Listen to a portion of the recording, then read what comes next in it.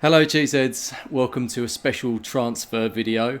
I've got two of my esteemed colleagues with me. To my left, Mr. Seb Short. How you doing, Seb? I'm very well. I feel a bit steamed actually. I don't know about esteemed. I feel a bit steamed, a bit hot and bothered. Well, you're coming down with a lurgy, aren't you? I think I am, yeah. Oh, your Spurs onesie should at least make you feel a bit better. Also joining down below is Mr. HG. How you doing? Hi guys. Yeah, I'm doing all right. Everyone's asleep, so I can rant and rave as much as possible about our beloved Spurs. Excellent. Well, today there's going to be no ranting and raving, I'm afraid. Actually, we're sticking to the script. This is purely about transfers. I might actually just turn the football off in the background because you can probably hear that. Hoping Man United lose. But today we're going to be talking about midfield. I mean, we've kind of talked amongst ourselves on the pod, and we think that midfield is maybe the one position where we're lacking. HG referenced at the weekend that he thinks the midfield is unbalanced. So we're looking at potentially what players we could get in. Neither of us are particularly happy with Winks. Caller definitely isn't happy with Winks as an additional option. So we're thinking about what we can do in the transfer window. Not money is no object, so it has to be slightly realistic, but we're just trying to see what sort of player we think we could bring in that would maybe give us a push into the end of the season. So, who wants to go first? HG, you go first, mate. You got more options, but yeah, I'll go first. Look, I think the Right. the obvious one, right, which is the obvious one, as far as I'm concerned, what we need more than anything is a bit of creativity in midfield. Someone who can, pick the right pass, and as much as I hate this statistic, assist. And the only or the best available option seems to be our old friend Christian Eriksen. So as much as I'm not a massive fan of signing him, I don't think we should do that. I'm not really sure he would want that. Mm. I do think a loan, or maybe even a long-term loan of maybe 18 months, would be good for everyone. It would give Eriksen a chance to play more games, with the Euros most likely being in the summer. And we know that he can play with Eriksen and with Son and with other players that we have, because he's done it for a number of years. So I just think that as much as there is part of me that thinks, why would he want to come back? Because it is kind of tail between your legs. Um, there is something that it works for everyone. He is still someone that we need. His quality of play, the things that he can offer you, and if we continue to play with, I don't know, maybe two central midfielders behind him, it's no different than when he was at his best, when we had Wanyama and Dembele. So I just think for him the system is all important, but if we can provide him the platform, he's probably the best option available, because there aren't going to be too many available, I don't think, in January. Seb, what do you think about Ericsson? I'm not happy with that suggestion, and the reason that I'm not happy with that suggestion is Gareth Bale. Right. Gareth Bale has proved to me that if you don't play well for a year plus, and also not only not play well, not play, Mm. then it is incredibly difficult to get up to any sort of speed. Ericsson has either not played well or not played for over 18 months. Mm. So if we want him to come in and be the answer, because that's what we're looking for, the answer to the balance of the midfield, the guy who's going to lay on assists, chip in with goals. Yes, he's done it in the past, but we're asking him to come in and hit the ground running, and I can't see that happening. Oh, that's a good argument. I think for me, Ericsson was the sort of player, he was on the ball so much more than potentially Lo Celso or Dombele have been in the current setup. So I think that's possibly an argument for why he would be good. But I think I agree. Like, he's probably a broken man right now. I don't know. He didn't look particularly happy in Jose's office, did he, when he was trying to sort out his deal to get away from the place? And things have gone south since then. So he's barely played. So that would be a tricky one. But You have raised a good point in that he is the only player that I've seen play for Spurs in the last 18 months who looked like they wanted the ball. So that's what we haven't got at the moment. We haven't got anyone who's demanding the football. So there is that argument. but apart from Harry Kane, that is. Yeah. I just think, like, if we're going to worry about how effective they can be, and kind of hit the ground running, well, is anyone really going to have that if they haven't played with the players before? So yeah, maybe they've played lots of games at their current club, but partnerships need to be created. They need to understand how each other one plays. It's not very rarely do you find players that just instantaneously understand each other, and in an attacking sense, that's kind of what we need. Like, I'm not suggesting that Eriksen is the answer to everything, but clearly he does have the characteristics that we are desperately missing.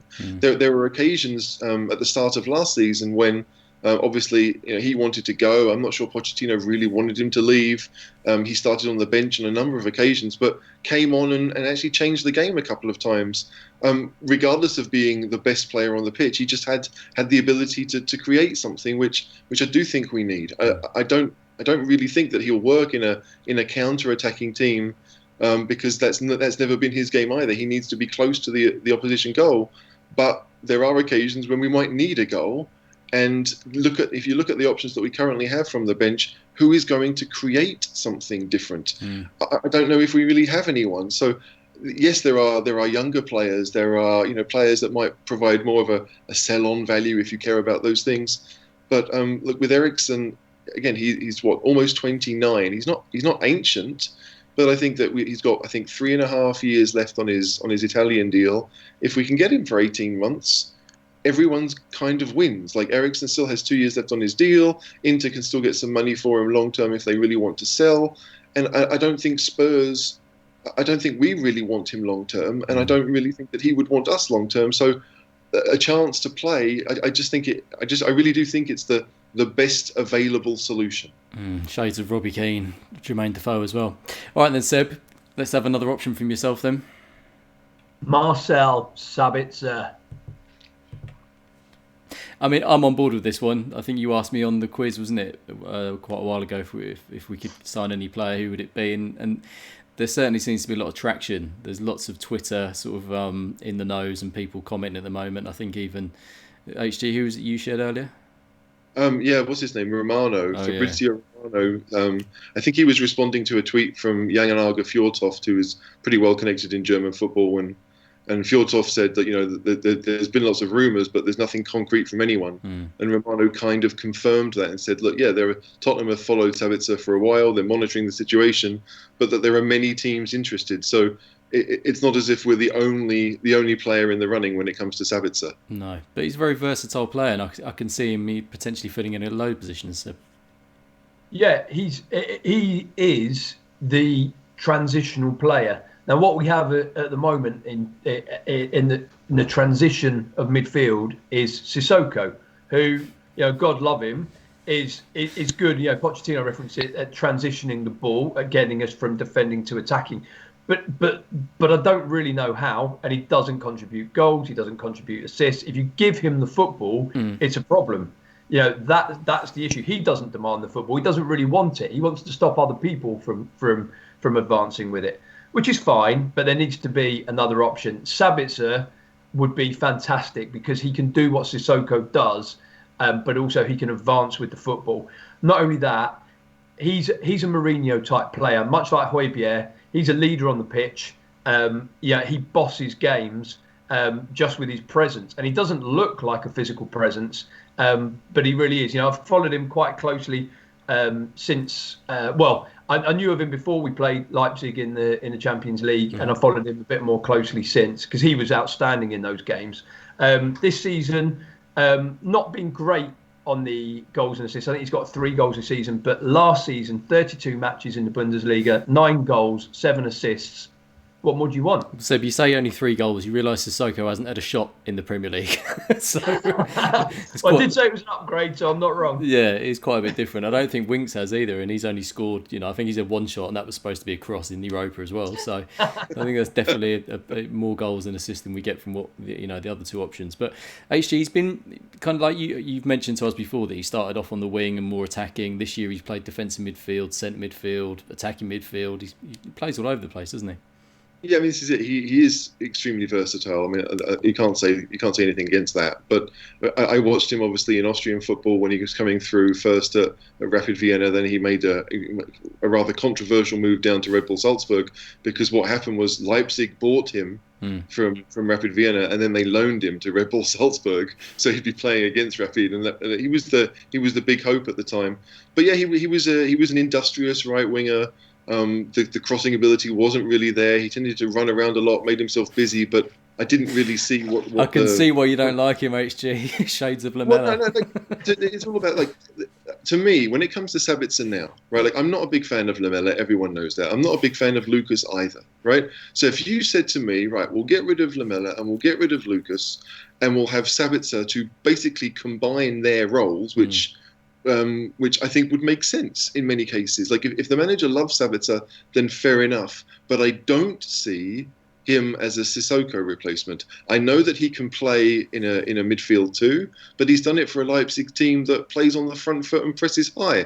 We've never seen him play on the counter attack at any of his clubs because they've never done it. So I'm just not sure how he's going to be able to get out of. It's not even the high press that we face, but teams will press Sissoko because they know he's uncomfortable on the ball, and we just don't know how Sabitzer will react to that.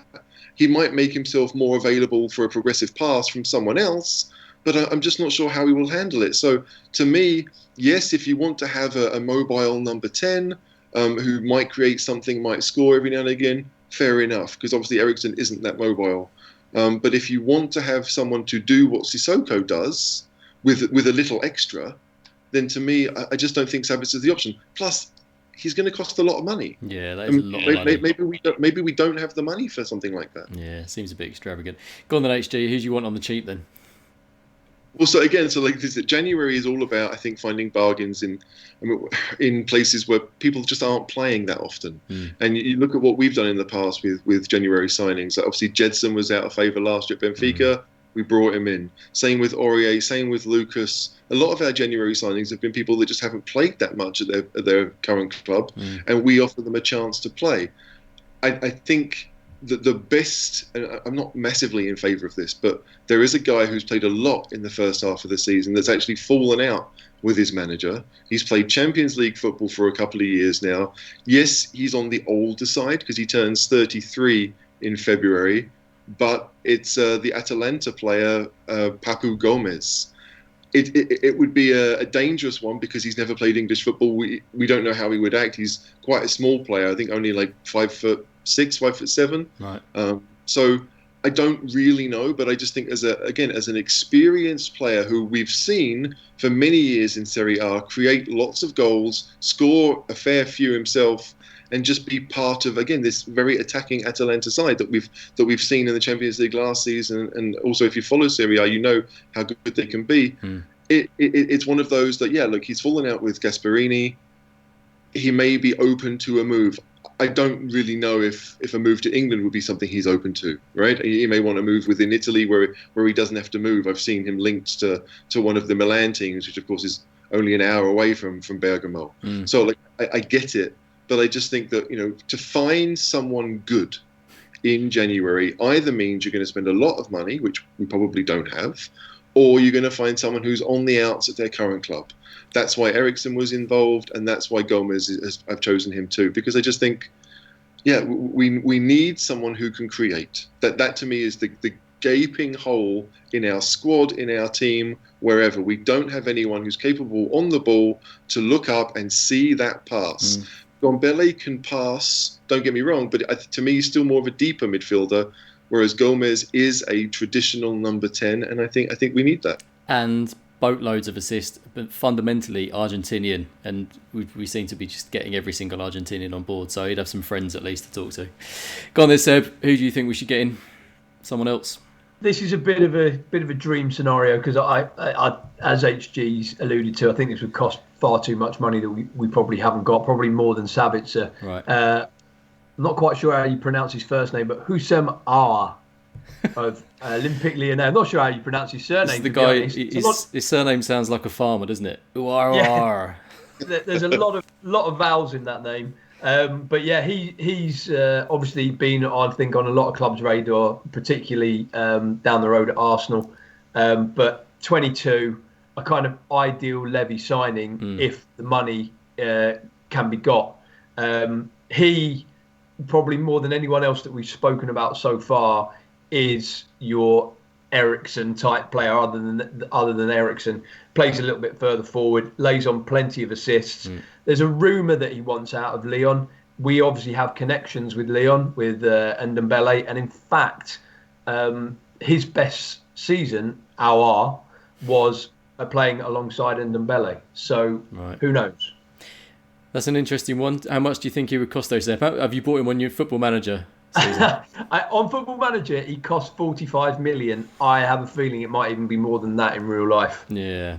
The interesting thing is that, I don't know if you know this, but the French TV rights deal fell through. So a lot of French teams are desperate for cash now, right?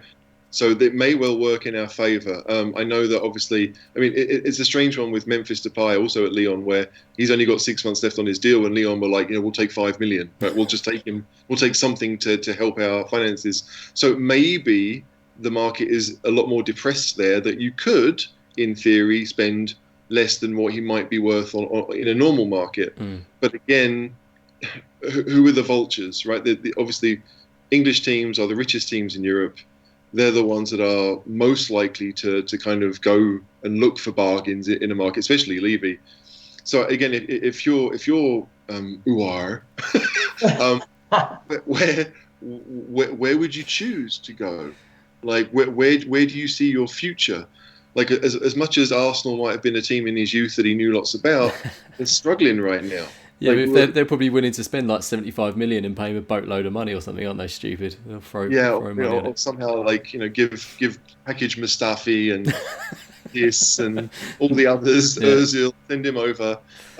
They might have a bit more. I don't say deadwood because we've got a fair share ourselves, but maybe there's a deal to be done. But I just think that if you're a player right now looking at teams in England.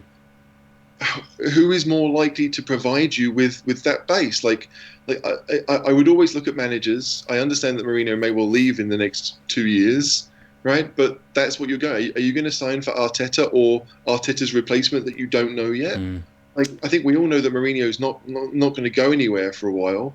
So it does make more sense, I would say, for him to think, okay, I can. There's a spot for me. But I don't know. It's going to be a strange one. But definitely when it comes to finances, I think that French football might have a few bargains going around in January. Okay. There's also the other point, and I kind of thought about this when we were suggesting names, is I think it's a pretty clear market for us if we were interested in the type of player that we're talking about, because I'm not sure any of the other leading English teams particularly need anyone in that role. I mean, certainly United don't, City don't, Liverpool don't. Arsenal maybe do, but then they've got Ozil on the books, and can they really sign someone and spend a lot of money on someone when they've that? So, and as you said, we're an attractive package. If you know that you're going to come in, everyone saw that documentary, the training ground, everything else, that's attractive. But also if you know that you're going to come in and you are going to start most games, we become an attractive team. So, who knows? We are talking hypothetically, but it is an attractive option to come to Spurs at the moment. Well, HG, I've added one for you. Somebody else that you'll know I'm talking about, your preferred player at Leipzig. No? Sorry, you cut out briefly. Oh, I said your preferred player at Leipzig, the one you want over Sabitzer. Yeah, Konrad Laimer. I watched him. I mean, I commentated on Salzburg games when he played there. There's usually at Salzburg one or two players that clearly stand out above the others. Obviously, it's a team usually of young prospects. But when Laimer was first in the team at maybe 18, 19, he'd already done a season at Salzburg's feeder club. He'd been a star player there, and it just looked the part. And to me, he is more of a Sissoko prototype that's actually capable on the ball and doesn't look scared of it. He's 6'2". He's I think 23 now. He's played at Leipzig for a few years. Also played against us in the Champions League. And I just think that, I mean, I've seen him play right back. I've seen him play defensively in midfield. I've seen him play as more of a box-to-box midfielder. I even saw him play as left wing for Austria. There was a game they played against Israel a year or so ago, and they were giving out free tickets, so I went. But he was the best player of the pitch as a left winger. And I mean, at the time, I was like, "What's he doing out there? This is crazy." But he's just an extremely intelligent footballer. Like, I know he's been injured for a number of months. He got injured at the end of August, and his contract doesn't run out too soon either. So it may not be doable. But I would be thinking long term, maybe certainly in the summer, if I want to find a midfield replacement or a new person, then he would be the one for me. I love everything about Conrad Lima. I just think he's got a fantastic engine. He's good on the ball. He doesn't score too many, but he's reliable and he's always in the right place and generally makes good decisions. And I think when I'm looking at footballers, I want footballers that make good decisions more than anything else. Man United just scored in the 93rd minute, a deflected goal. Oh. So disappointed. That's a terrible end to things. Seb, you want to bring one of our former heroes back, don't you? I'll let you tell us who. It was just an idea. I've got two more names.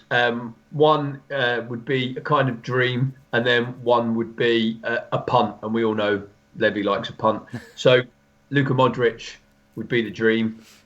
Still got it. Still a fantastic player, but I have read that it looks like he's going to renew his contract at Madrid until 2022. That might even be done already. I did see a rumour that Jose had personally contacted him. He would just be I'd just be so happy if that happened.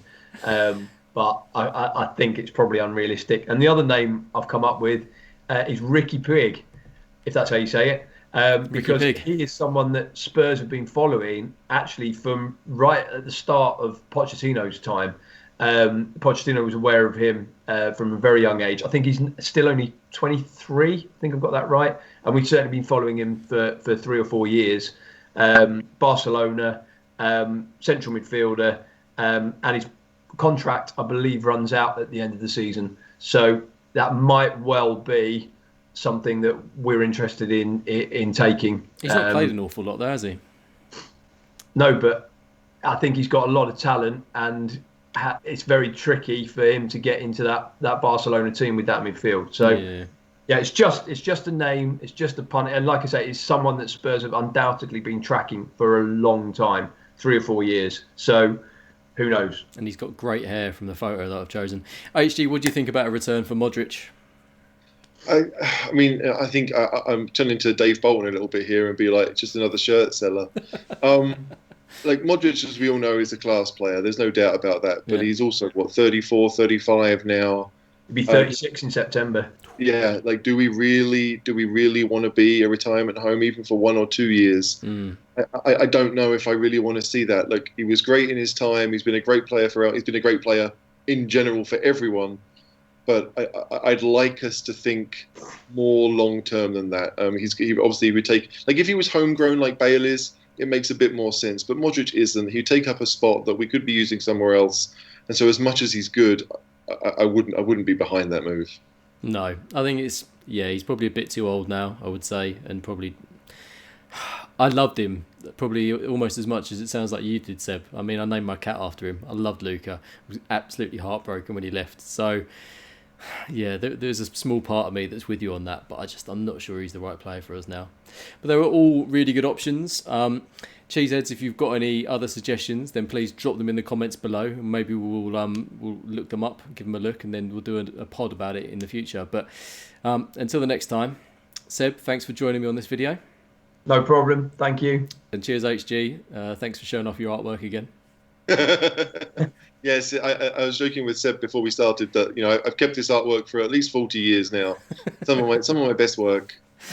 But, somebody will buy it off you at some point. Exactly. Right. Okay. Cheers, guys. Take care. Thank you. Bye, everyone. Bye-bye.